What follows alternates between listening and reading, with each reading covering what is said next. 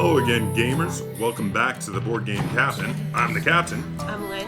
And today we're doing another Cull video. We normally do these around August when we're getting ready to go to Gen Con, but there was no August Cull video in 2020 because there was no Gen Con in 2020. But we were getting to the point where we were running out of space, which is the best reason to cull games.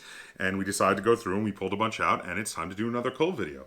So if you haven't seen these before, the way these work is we're just going to run down games that we are culling and why we're culling them. We've split them up evenly between us, but we're both going to talk probably on each of the games. Before we get started, I want to say I'm wearing one of our merch shirts. This is the I Drink and I Game, It's What I Do shirt. If you want to get cool gamer gear, shirts, and mugs, etc., they're all over on our Teespring store. Link in the description down below. And if you would like to and are in a position to help out the channel, there is a link to my Patreon in the description below where you can get access to early release videos, behind the scenes videos, and even the ability to request review and tutorials to your favorite classic games. Okay, so for this Cull video, do you want to go first? I'll go first. Okay, what's the first one? My first one is The Worst Game Ever, which is the actual name of it. I don't actually think it's the worst game ever. No. Yeah. So that was a purchase of yours at Gen Con one year. Yeah, I thought it looked amusing, and I mean It was amusing. It is amusing, but it's one of those games where after the humor wears off, it's just it's not bad. It's just you don't ever feel the need to play it. So a brief explanation. This game was designed by the designer, whose name I can't recall offhand, but he designed it as a joke, where he basically took all of the things he doesn't like in game design, elements and mechanics, etc., and put them all into one game as a joke, and that's why it's the worst game ever. But it's kind of funny in that regard. It's amusing. Yeah, like you said, we played it a few times and we enjoyed it, and then it just hasn't hit the table in a long time. So my first one was a big, and I do mean big disappointment for me. This is Silk. So this game, I'm a huge fan of Miyazaki anime films, the Studio Ghibli stuff. And specifically, I have a long history with the movie I first saw as a little kid, Nausicaa, The Valley of the Wind. And I love that movie. Now, the silkworms in this look very much like the Olms in that movie. And I was immediately like, I have to own this game as soon as I saw it. And, as long as this game had been fairly good, I was going to hold on to it, even if it wasn't great. But it was just meh. It was very middle of the road. We played it. It was very disappointing to me. It wasn't bad. It was just meh. And it's taking up space in the shelf. And my nostalgia effect is not enough to make me hold on to it. It's very disappointing to me, but I'm going to cull it. Because you didn't like it. No. I was not wowed by it. Nope. No. That's very sad. So unfortunately, Silk is getting culled for those reasons. The next one on my list is Nine Tiles Panic. This was a big disappointment for you. Yeah, I was very excited for it, but even though panic is in the title, I guess I didn't really think it was going to be like panic-inducing. And I just about had an anxiety attack the first time playing it, and I was like, I can't. This one was real time, right? Yeah. And it was tile placements and connecting. It was a no. It was a hard pass for me. I thought it was okay, but not enough to be like, oh, we have to hold on to it. So Yeah. when you were like, I want to cull that, I was like, okay, I get it. And it was yours anyway. Yeah. So, okay, my next one is the Funko Pop's Pop Funkoverse. All of them. I got Batman, Golden Girls, and the Catwoman and Robin expansion. So these were sent to me, or given to me rather, as review copies by the company. I was very grateful to check them out, and I liked them. And this is one of those examples where not everything on your list of being culled has to be something you disliked. I enjoyed these quite a bit. I think I gave the base set, the Batman base set, 7 stars. I gave the Golden Girls 8 because they were my favorite characters. And I think I gave the Catwoman one either a 7 or a 7.5. They were all positive. The problem with this one is, so this is filling this unique niche of being a entry-level kind of war strategy game, where it's done sort of in a video game way, where there's a lot of capture the flag and King of the Hill kind of situations. But it plays very much like an entry-level war strategy game, and the problem is you're not big into these style of games. You tried it once and were like, it's not for me. And then I was trying to play it with my other war strategy people, and the problem is I have a lot of big, heavier war strategy games that my war strategy people, when I play them with, are going to go for before this. So the problem is, on my tabletop, it's competing with things like Sails of Glory, Star Wars Armada. I don't know why I was saying it that way. Battlestar Galactica, Starship Battles. Sort of like the nanny. Yeah, I said that like I had Queen's accent. So, every time I'm going to play one of these war strategy games, it doesn't seem to beat out those 3 games. So when I first got it, I played it a half dozen times to get a feel for it. But then after that, when I'm planning to meet up with someone who wants to play one of those war strategy type games, it's like, oh, which one do you want to play? And it just doesn't. It's a good game, but it doesn't ever get picked over all 3 of those other games. And because of that, I gotta cull it. I just, also there's a second reason. It takes up a lot of space. The Funko Pops are really thick. So even the expansions take up as much space on the shelf as a full big box board game. Mm-hmm. So it's taking up the space of 3 big box board games on the shelf.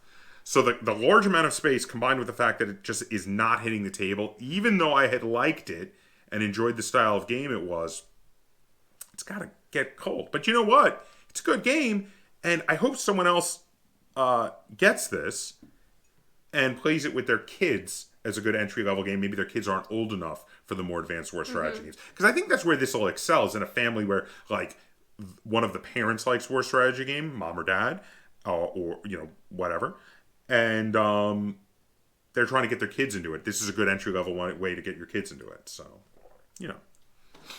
my next one is Never Bring a Knife. I like this game. It's a party game. It's a social deduction. Yeah, social deduction party game.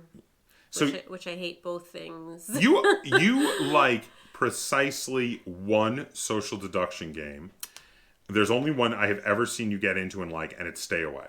And I don't know what it is about Stay Away that made you like it, but it's the only one you have ever been like, I like that game. Like you don't ever seem to like the other one. So this one, that one is Stay Away is very much like the movie The Thing, though they didn't get the rights to do John Carpenter's The Thing, so instead they slapped a Call of Cthulhu theme on it. But this one is very much like the end of Reservoir Dogs, and I quite liked it. But the problem is, I very rarely have enough people to play these games, and if I do, Lynn is always one of the people playing games, and she doesn't want to play this game, so it doesn't get to see the table. So you were like, let's get rid of it, and I was like, I was sad about it, but I was like, I wasn't sad. I was a little sad. My next one is Katamari Deluxe. Now, I bought Katamari Deluxe on a whim. It's kind of mostly a solo game. There is a multiplayer variant, but really it's a solo game where you use Tetris pieces and there are different puzzles. There's a book of puzzles, and you use the Tetris pieces to fill up all the space. And I, you know what, when we first got it, I played it a bunch, but it kind of wore out pretty quickly, and it's just been sitting on the shelf, and it hasn't been played in a while. It was amusing for a little while. It never sees table time anymore. I never feel the need to pull it out, so it's just taking up space. And that's why I am calling Katamari Deluxe. My next one is Hats, which was a game that I was super excited about. Yeah, this was another one that you were very disappointed in. But then it just ended up being overly complicated and confusing. The scoring was weird. I remember that like we played it and we were all kind of very like, yeah. I don't know if they did it like that, so you couldn't really tell who was winning until you did the score. But I mean, it wasn't good. So this was an Alice in Wonderland themed game, kind of very Mad Hatter-ish, and the look of it was gorgeous. I kind of liked it, but again, not so much that I was gonna be like, oh, we have to hold on to this. And it was your purchase, and you were like, no, I don't want it. So, all right, next one is Goblet. This was another one that we both rated positively. I think we had at least given it 6s. But 6s, while being good, is not great. Mm-hmm. It was a review copy that I'd been given. We reviewed it. We gave it 6s. And then after we had played it enough to review it, I don't think it's hit the table once. No. I think the problem is with Goblet, it's one of those little entry level light games. And I don't know if you can see this glass case over Lynn's left shoulder here. You probably can or have in some other videos. But we have tons of games that are in that weight. Mm-hmm. And it's competing with way too many games for table time. It just doesn't see the table. Because we've got so many other games that are 7.5s, and 8s that are in that weight class, and they just beat it out to the table. So, my next one is Welcome to the Dungeon. I actually quite liked this one. I remember enjoying it quite a bit. I don't even remember what it's about. Apparently a dungeon. I don't remember how to play it either, but I remember I liked it. We played it once after I got it at Gen Con.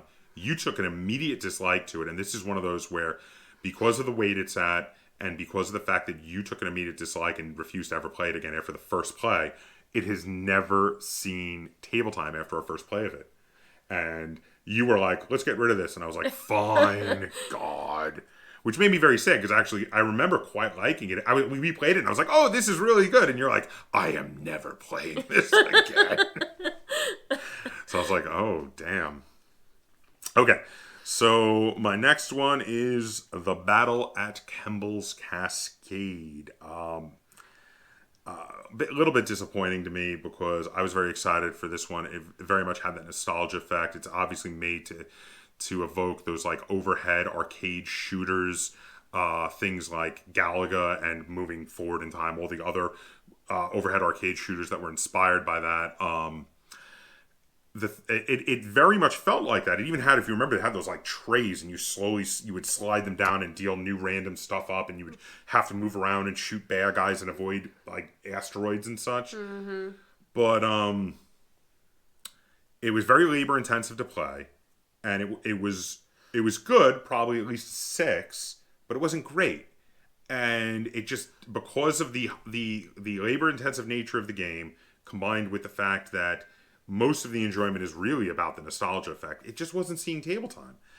And I, in that regard, it's just taking up space in the shelves. So you suggested I get rid of it, and I was like, all right, you're right, it needs to go. And yeah, anything you want to say on? No. All right. It's out. It is out. It is out. Next one on my list is Dungeon WC, which another review copy, actually. Yeah, I vaguely remember it. You have to, it's like card drafting to make a dungeon, and then you have to get to the end of the dungeon to get to the toilet. Yes. Because, and it's real time. Yeah.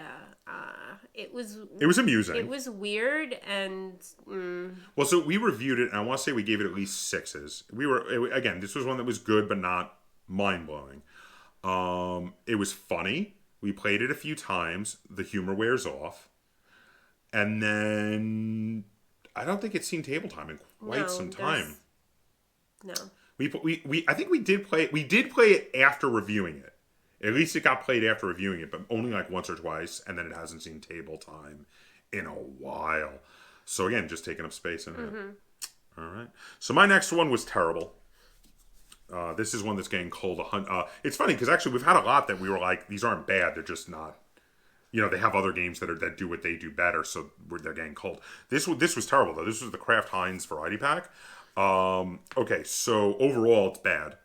I was sent this as a review copy, and I had to give it a negative review. If you saw that review, you know what I'm talking about. There are 3 games in it, and they go from terrible to mediocre. I think they're all terrible. Well, I thought at least one was mediocre, but none are even good. No. So you had the Jello Jiggle Slap, abysmal. The Kraft Mac and Cheese game, terrible. And then the Heinz Ketchup game, very still terrible. Meh. Yeah, not good. I thoroughly reviewed it. Check out the review if you want more detail on why I didn't like these. But I knew immediately after doing the review these were going to get cold. There's no way I was going to allow them to keep taking up space when they're not going to get played again. I wanted to like them so bad because of the goofiness of their theme. And the first time I played them, I was trying to convince myself, no, it's kind of good. No, it wasn't. It was not good. Okay, next one on my list is Masterminds. It's a good game. Yeah, it was a reissue of the old. It was a review copy too. Mastermind. But yeah, I mean, it's Mastermind. It's not much to it. It was Yeah. it was fun the first couple times when we were like, oh yeah, I used to play this as a kid. This is fun. And then like we just, It stopped hitting the table again. Yeah. Well, and that was the thing. Like we talked about in the review. The first time we played it, we're like, "This game is great. Why did we ever get rid of our old copy?" And then we played it a few more times, and we're like, "Oh, because like every game feels exactly the same." So it gets kind of old. I think we gave it like 6s, somewhere around there. Yeah. Again, it was good. It just, the thing is, it's too repetitive. Each game feels too much like the game before, and after you play it enough times, you stop playing it again. Yeah. You know what? It was worth it though to well, we got it for free, but if we had purchased it, it would have been worth it to purchase again just to get the whole nostalgia effect of having to play it again, and that was fun. But yeah, after a while, it stopped hitting the table again, so we're gonna cull it. My next one was one that I was given for free but did not review. It is Panic in the Air. It was published by the same company who did Goblet. I was at a convention. I was showing interest in learning about an upcoming, much more heavy and advanced game they were talking about. And they said, hey, do you review lighter intro level games too? And I said, yeah, sure. And they threw a bag at me with the 2 games in it. I said, okay, cool. I'll take a look at them. So we reviewed Goblet and we gave it a positive rating. This one was not very good. So we decided it was so bleh. It was just it was just weird. It had a strange theme. It wasn't very fun either. Like skydiving and like trying not to die, but trying to get the other skydivers to die, and I was just like, why? Why would you make that a theme? It was like playing out that scene from Point Break where they're like, no, you pull your cord first. No, you pull it first. And it was so weird.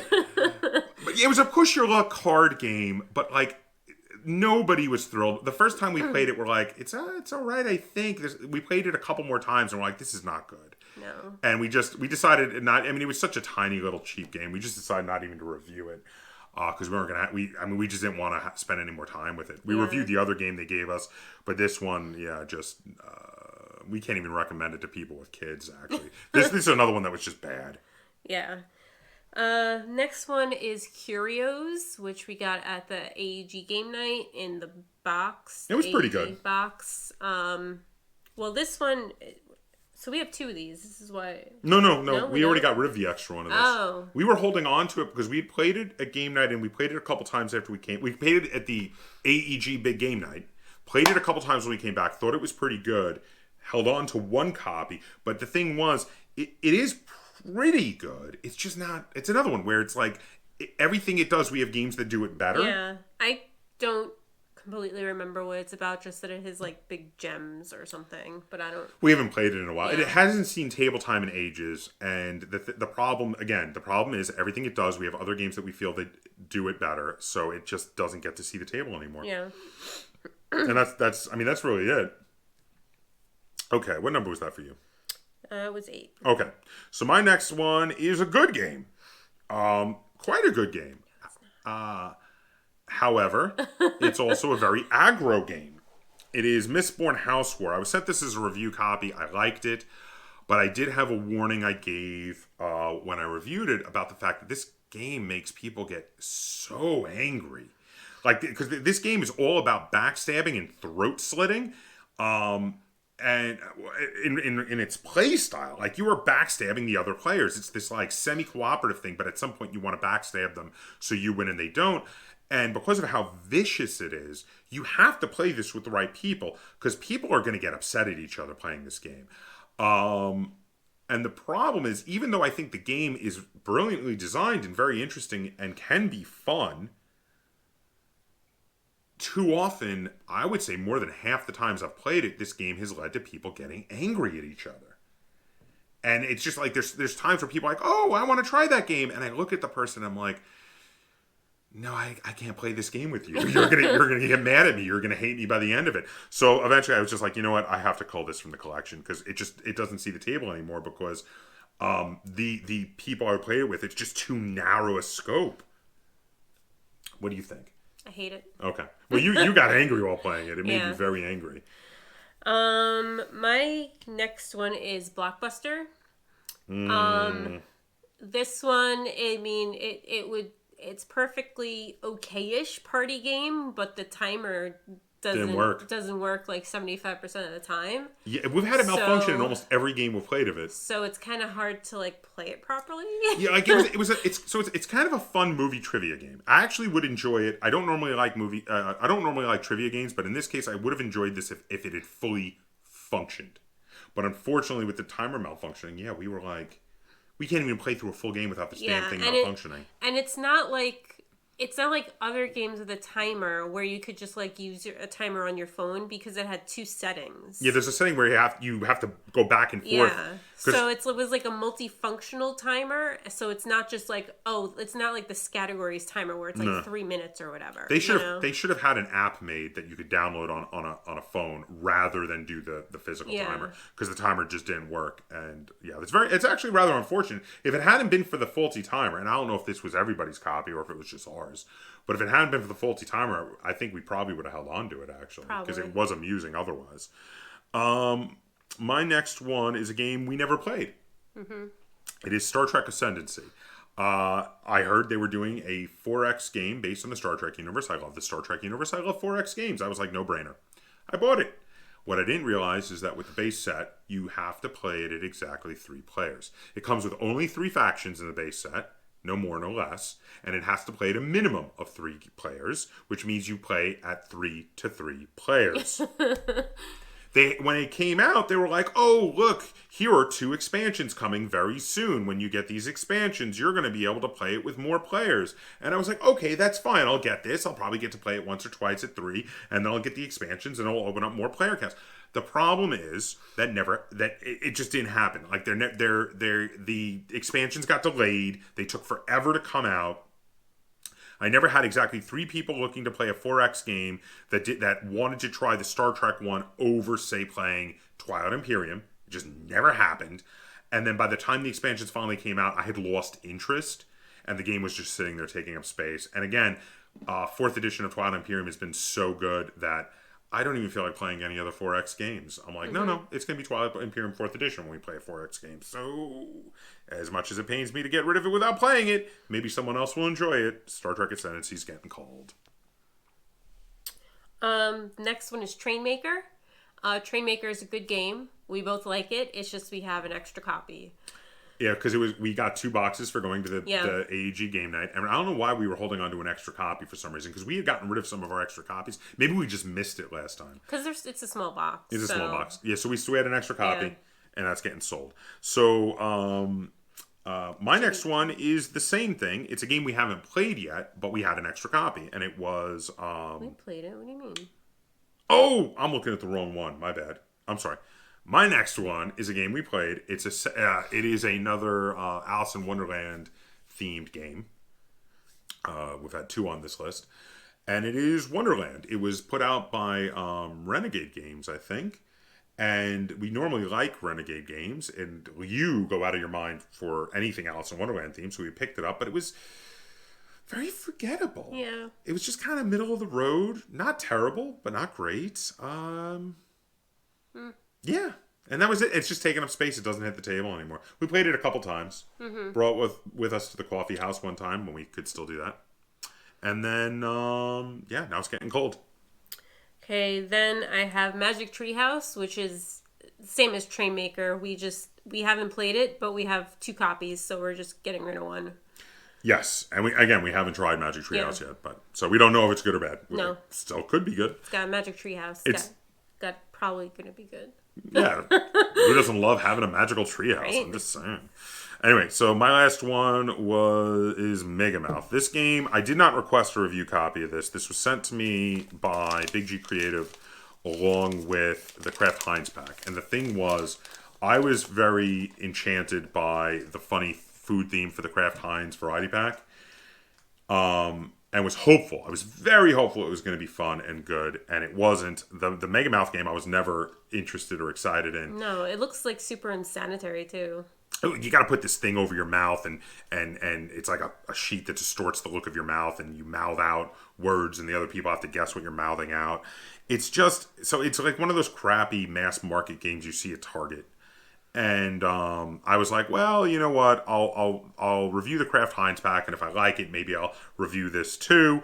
At least, I'll have given a positive review to the Kraft Heinz pack, even if I have to give a negative review to Megamouth. But I wound up giving a negative review to the Kraft Heinz variety pack.